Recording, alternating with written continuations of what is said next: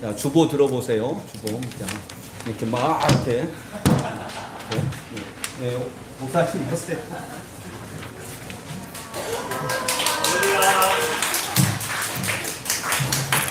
주보를 흔드는 교회는 처음 보고 예, 그렇게 환영받을 사람이 아니고요. 저도 여러분들과 똑같이 치열하게 신앙생활하고 있는 한 사람의 그리스도인에 불과하지 않습니다.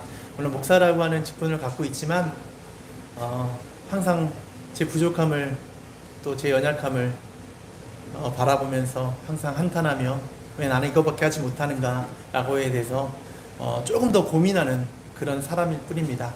오늘 제가 나눴던 은혜들, 제가 말씀을 보면서 묵상했던 말씀들을 여러분들과 나눌 때 저나 여러분들 모두에게 하나님의 은혜가 임하기를 간절히 소망합니다.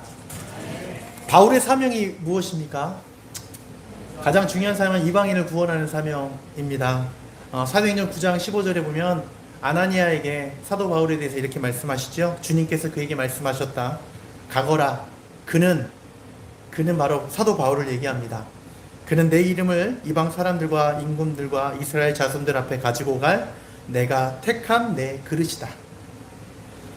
사도 바울은 이방인의 사도로서 부름받았습니다. 그에게 첫 번째 사명, 또 두 번째 사명, 세 번째 사명을 질문을 한다면 첫째도 이방인에 대한 사역, 또 두 번째도 이방인에 대한 사역, 세 번째도 이방인을 향한 그런 사역일 것입니다.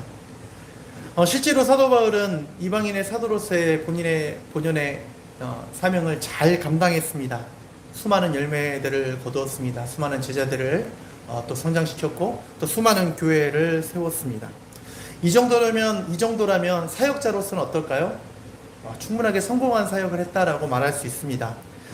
한 가지를 특별하게 잘하는 것, 또 한 가지를 또 오랜 시간 동안 잘 감당하는 게 또 사역자의 한 사람으로서 이게 쉽지 않은 일이라는 것을 압니다. 그런 의미에서 사도 바울은 그 누구보다도 훌륭한 사역을 잘 감당했던 사람입니다. 그런데 오늘 본문의 말씀을 보면 이 사도 바울이 내면의 아픔과 고통이 있다라고 말합니다. 지금도 우리에게 마찬가지입니다. 일 잘하는 사람, 겉으로는 모든 것들이 잘 풀리는 사람이라고 할지라도 그의 내면, 그의 속까지 편한 것은 아닐 수 있습니다. 말은 안 하지만, 겉으로는 티가 안 나지만 그 누구도, 그 어떤 사람도 마음에 아픔이나 걱정이 없는 사람은 없는 것 같습니다. 엄청난 가시로 인해 고통, 눈물을 가지고 티가 안 날 뿐이지 그런 아픔 가운데 살아가고 있는 사람들이 많이 있습니다. 그런 의미에서 일 잘한다는 말하고 아픔이 없다라고 하는 말은 동의어가 아닐 수도 있습니다. 지도자의 가장 어려운 점이 뭔지 아세요? 모든 책임을 지는 것입니다. 사실은 고 노무현 대통령이 이런 말씀을 했죠. 비가 와도 눈이 와도 좋은 일이 있어도 나쁜 일이 있어도 항상 전전긍긍하면서 아픔을 같이 하고 있었다라고 하는 말이 그 어느 때처럼 회자되는 그런 시대가 아닌가 싶습니다. 또 이런 동화도 있지 않습니까? 두 아들을 뒀는데 한 아들은 남학신을 팔고 또 하나 아들은 우산을 파는 아들을 걱정하는 또 어머니의 심정을 우리가 회고하게 되는 그런 한 주인 것 같습니다. 이처럼 사랑에는 아픔이 있습니다. 모든 사랑에 기쁨의 마음만 있다라고 생각한다면 그것은 오산입니다. 진정으로 내가 기쁨을 누리고자 하는 기쁨이 있다라고 하면 행복한 마음과 슬픈 마음이 동반되는 것 같습니다. 우리 한국교회는 1980년 이후로 너무나도 큰 부흥을 경험했습니다. 메가처치라고 하는 1만 명 이상의 교회들도 많이 생겨나게 되었고요. 그리고 수많은 교회에서, 수많은 자리에서 많은 사역들을 이루어가기 시작했습니다. 또 그 중에는 좋은 역할들을 하는 교회들도 있고 또 아주 큰 사역들을 감당하는 교회들도 있습니다. 하지만 또 작은 교회 안에서 또 작은 교회 나름대로의 그 역할을 감당하게 하시는 또 하나님의 큰 부흥을 경험하게 되었습니다. 근데 지금 우리가 2023년을 보내고 있는 가운데 교회의 현실은 그렇게 녹록지가 않습니다. 많은 사람들이 염려하고 걱정하는 현실 가운데 우리는 그 현상들을 목도하고 있습니다. 1980년대 후반에 데니스 레인이라고 하는 유명한 설교가, 영국의 설교가가요, 한국에 와서 수많은 강연들을 진행을 했습니다. 그때 그 데니스 레인이 한국교회를 바라보면서 너무나도 감사하면서 강의를 진행했는데요. 한편으로는 이렇게 얘기했다라고 합니다. 저는 여러분들의 부흥을 보면서 너무나도 부러운 나머지 그 기쁨을 하나님께 감사하면서 이 자리에 있습니다. 그런데 또 다른 한편으로는 영국교회는 지금 박물관 교회가 되어가고 있습니다. 그 마음 가운데 아픈 마음을 가지고 여러분들에게 강의를 진행합니다 라고 하는 고백이 생각나기도 합니다. 지금 한국교회가 그런 현실 가운데 놓였던 것 같습니다. 이러한 상황 가운데 우리가 정말로 생각하고 고민해야 되는 교회의 모습, 또 사역자의 모습, 한 사람의 신앙인의 모습이 무엇인지에 대해서 오늘 본문의 말씀을 통해서 우리가 살펴보려고 합니다. 결론부터 말씀드리면 사도 바울은 기쁨의 마음도 가지고 있었지만 그에게 맡겨진 사역을 잘 감당한 것으로 인해서 그 감당한 그 자체로 만족하지 않고 슬픔의 마음을 가지고 있었다라고 본문에서 이야기합니다. 오늘 본문의 말씀 우리 다시 한번 같이 한번 읽어볼까요? 38절 39절 먼저 로마서 8장 38절 39절의 말씀입니다. 우리 같이 한 목소리로 이 본문의 말씀을 같이 읽어보도록 하겠습니다. 시작! 나는 확신합니다. 죽음도 삶도 천사들도 권세자들도 현재일 능력도 높음도 기쁨도 그 밖에 어떤 피조물도 우리 주 예수 그리스도 안에 있는 하나님의 사랑에서 끊을 수 없습니다. 아멘. 사도 바울의 이 고백이 어떻게 느껴지십니까? 엄청난 자신감이 느껴지지 않습니까? 하나님의 사랑이 내 안에 있습니다. 하나님의 그 사랑이 나를 끊을 수 없습니다. 그 사랑 가운데 내가 힘을 가지고 살아가고 있습니다. 어떠한 상황 가운데 어떠한 현실 가운데 있다고 할지라도 그 하나님의 사랑이 있기 때문에 저는 자신감 있게 이 사역을 할 수 있습니다 라고 하는 그 사도 바울의 마음과 감정이 이 본문의 말씀을 통해서 읽혀집니다. 그런데요, 갑자기 이 39절을 지나 9장 1절의 말씀을 보면요, 그 논조와 그 분위기가 완전히 180도 바뀝니다. 1절에서 우리가 3절까지 같이 한번 읽어볼까요? 1절 말씀입니다. 읽겠습니다. 시작! 나는 그리스도 안에서 참말을 하고 거짓말을 하지 않습니다. 내 양심이 성령을 힘입어서 이것을 증언하여 줍니다. 나에게는 큰 슬픔이 있고 내 마음에는 끊임없는 고통이 있습니다.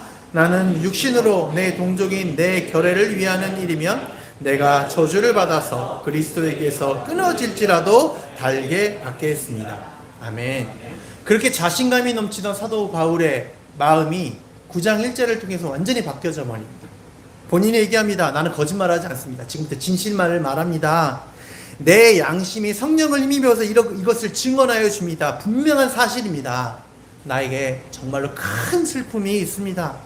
내 마음에 끊임없는 이 고통이 있습니다. 그것은 무엇이냐면, 만약 우리의 동족, 우리의 결의 사람들이, 우리의 이웃 사람들이, 나와 함께 신앙생활을 했던 우리 주변에 있는 신앙인들이 지금은 교회를 떠났지만 신앙 안에서 머물러 있지 않지만 그들이 만약 주께로 돌아온다면 나는 저주를 받아서 그리스도 안에서 끊어질지라도 저는 그것을 받아들이겠습니다 라고 얘기합니다. 여러분, 사도 바울의 모습에서 진정한 리더자의 모습을 발견할 수 있지 않습니까? 그에게 기쁨만 있는 것이 아닙니다. 이방인의 사역자로서 그에게 맡겨진 직분들을 잘 감당하는 것에서 멈춰 있지 않습니다. 그는 항상 기쁨의 마음도 가지고 있었지만 그리스도 안에서 끊어지지 않는다라고 하는, 내가 그리스도 안에서 끊어질 수 없다라고 하는 고백을 하지만 또 다른 한편에서는 내가 우리의 동족, 우리의 결의 한 사람이 주님께 돌아올 수만 있으면 나는 끊어질 수도 있습니다. 끊어져도 상관없습니다 라고 고백합니다. 물론 하나님께서 그를 떠나게 하겠습니까? 그를 끊어지게 하시겠습니까? 그렇지 않습니다. 하지만 사역자로서, 한 사람의 그리스도인으로서 기쁨의 마음도 있지만 또 한편으로는 슬픔의 마음을 함께 가지고 있는 사람들이 사도 바울이었다라고 하는 것입니다. 이 모든 이유가 왜 그렇겠습니까? 사도 바울은요, 하나님을 너무나도 사랑해요. 그 사랑이 그의 안에 있기 때문에 하나님의 사람들을 동일한 시선으로 그들을 사랑하는 것입니다. 여러분, 옆에 있는 분들을 한번 바라봐 주시기 바랍니다. 그분을 정말로 사랑하십니까? 여러분들, 이 사람이 구원받을 수 있어요. 이 사람이 정말로 그리스도 안에서 반듯하게 설 수만 있으면 저는 좀 손해봐도 괜찮습니다 라고 하는 마음을 가지고 계십니까? 네, 한번 쳐다봐 주세요.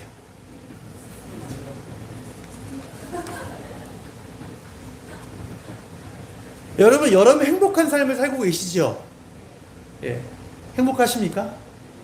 저는 이 자리에 있는 것만으로 행복합니다. 여러분, 바깥에 잠깐만 나가보세요. 얼마나 힘든지 모릅니다. 제가 지난 한 주간 우리 아이들을 데리고요, 어쩔 수 없이 제가 에버랜드라는 곳을 갔습니다. 온도가 한 35도, 6도 하더라고요. 정말 힘들어도 갔습니다. 왜요? 아이들이 그것을 기뻐하기 때문에 아이들은 더운 것도 몰라요. 제가 아주 그 위험한 그 놀이기구를 한 2시간 정도 기다리면서 그걸 타는데요. 저 가고 싶었어요. 근데 그걸 기다립니다. 아이들은 그 놀이기구를 타는 게 기쁨이기 때문이에요. 근데 저는 왜요? 아이들이 기뻐하는 모습을 위해서 저는 참고 기다려요. 여러분, 세상의 모든 것들이 공짜로 얻어지는 것은 하나도 없습니다. 그 누군가가 수고했기 때문에 얻어지는 거예요. 또 반대로 말하면 어떤 의미를 가지고 있습니까? 여러분, 공짜 좋아하면 안 됩니다. 내게 주어지는 것들이 그냥 거저 얻어지는 것들은 아무것도 없습니다. 그 누군가가 헌신했기 때문에. 우리 지난주에 우리 유 목사님의 말씀에 가면요, 도마 안중근, 그 안중근이 이 또 의료부미를 자기의 생명이 위협받는 그 상황 가운데서 독립을 위해서 헌신했기 때문에 지금 현재 대한민국의 모습이 이루어졌다라고 해도 과언이 아닙니다. 그 누군가의 눈물과 그 누군가의 헌신과 그 누군가의 희생이기 때문에 지금 우리가 이 자리에 있는 것일 수도 있습니다. 내가 신앙생활을 하게 된 것도요, 처음 신앙생활을 한 사람의 시작점이 있었기 때문에 우리가 지금 편안한 상황 가운데서 이곳에서 하나님을 예배하는 것일 수 있습니다. 근데 요즘 사람들은 어떻습니까? 너무나도 공짜 좋아해요.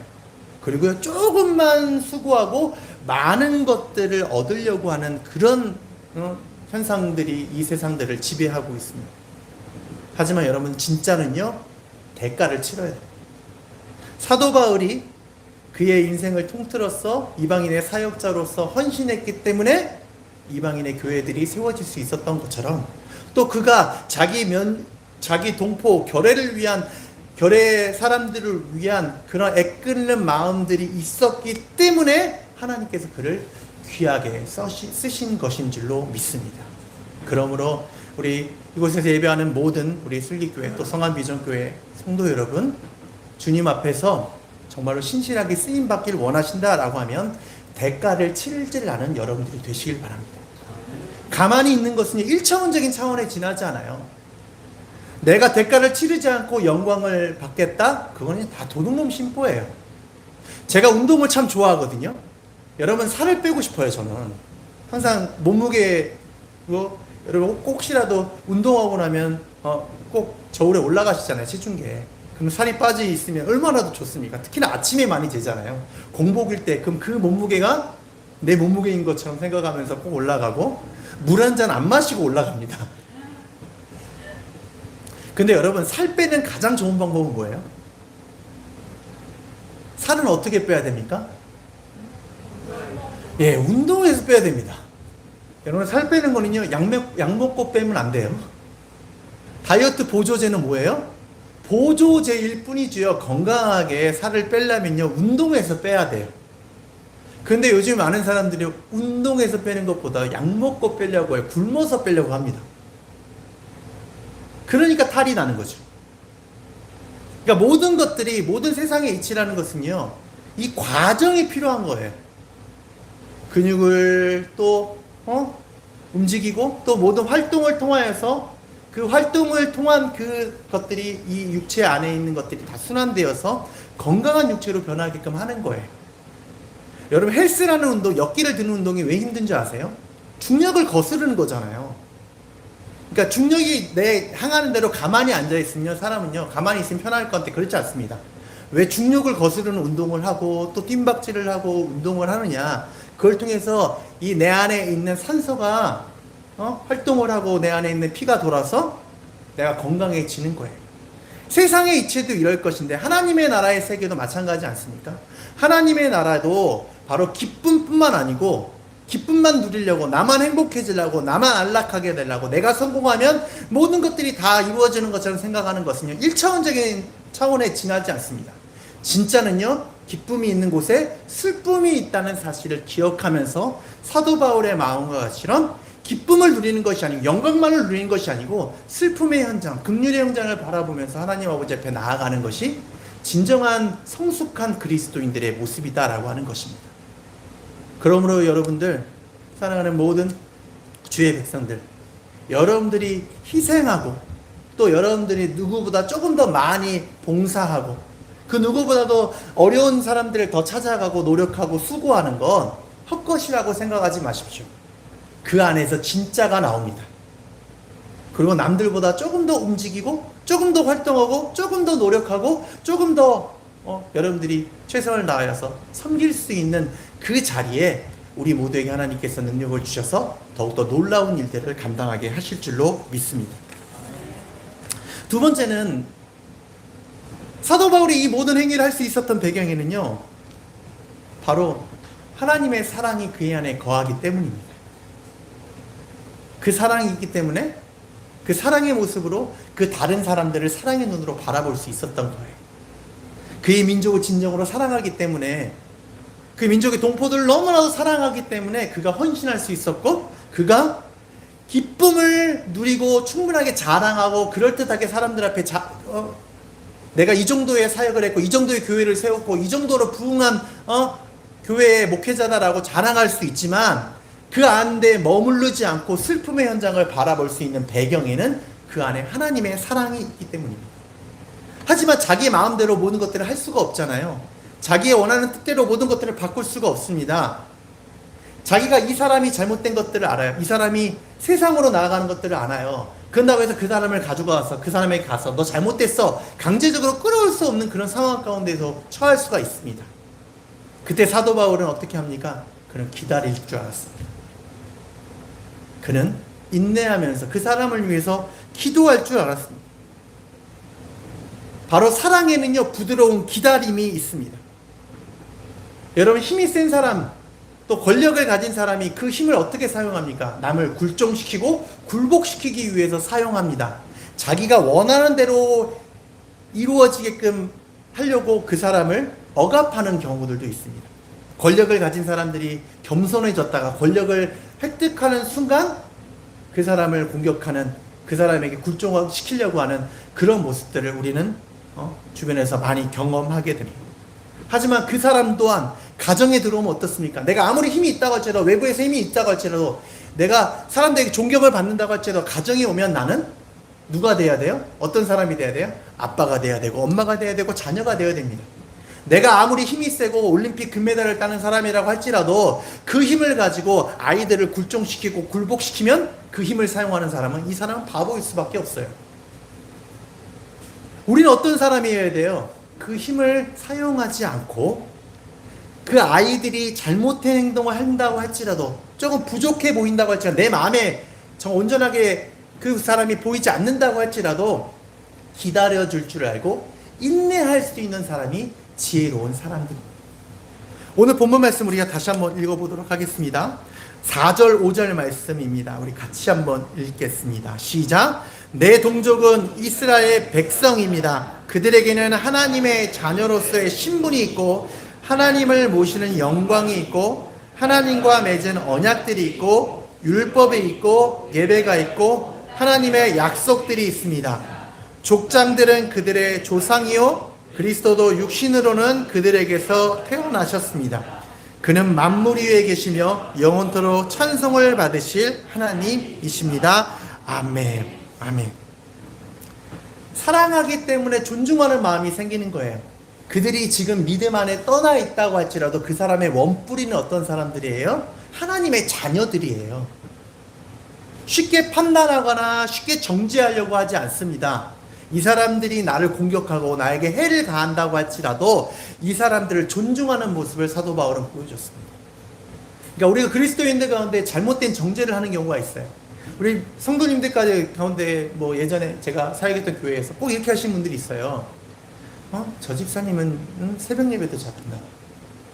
저분은 수요 예배도 잘 나와. 이 말이 무슨 말인지 아세요? 나는 새벽 예배도 잘 드리고 나는 수요 예배도 잘 드려라고 하는 말이에요.